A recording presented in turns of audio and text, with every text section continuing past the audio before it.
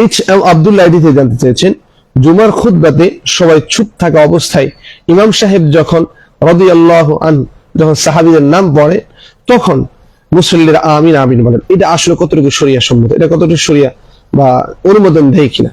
অত্যন্ত গুরুত্বপূর্ণ বিষয়। আমরা মনে রাখবো, ইসলামের যে বিষয়গুলো রয়েছে এটি আমাদের মন গড়া হলে হবে না। মাসআলা কি বলেছে সেটি, হাদিস কি বলেছে, কোরআন কি বলেছে সেটাকে আমাদেরকে জাস্টিফাই করতে হবে। যখন ইমাম সাহেব খুতবা দেওয়ার জন্য দাঁড়ায়, শুধু তাই নয়, যখন মুয়াজ্জিন সাহেব দ্বিতীয় আজান, যেটাকে আমরা সানি আজান বলি, সেই ক্ষেত্রেও আজানের ইকামতের আজানের জবাব দেওয়া নিয়ে কথা রয়েছে।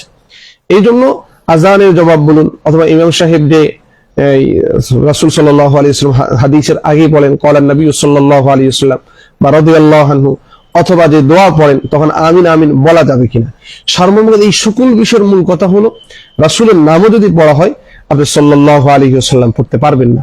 যদি পড়তে হয় আপনাকে মনে মনে পড়তে হবে।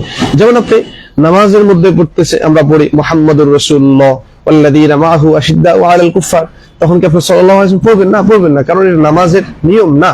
তো খুতবার মধ্যে ইমাম সাহেব যা পড়বেন, খতিব মহোদয়গণ যা পড়বেন তা শুনতে হবে।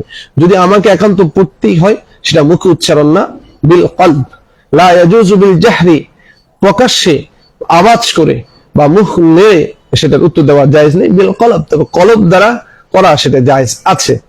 এই জন্য আমরা যদি রাদিয়াল্লাহু আনহু অথবা কোনো দোয়া পড়ে, তখন আমরা নিম্ন স্বরেও নয়, বরং আমরা অন্তরে, কলবে কলবে, অন্তর অন্তরে আমরা আমিন আমিন বলবো।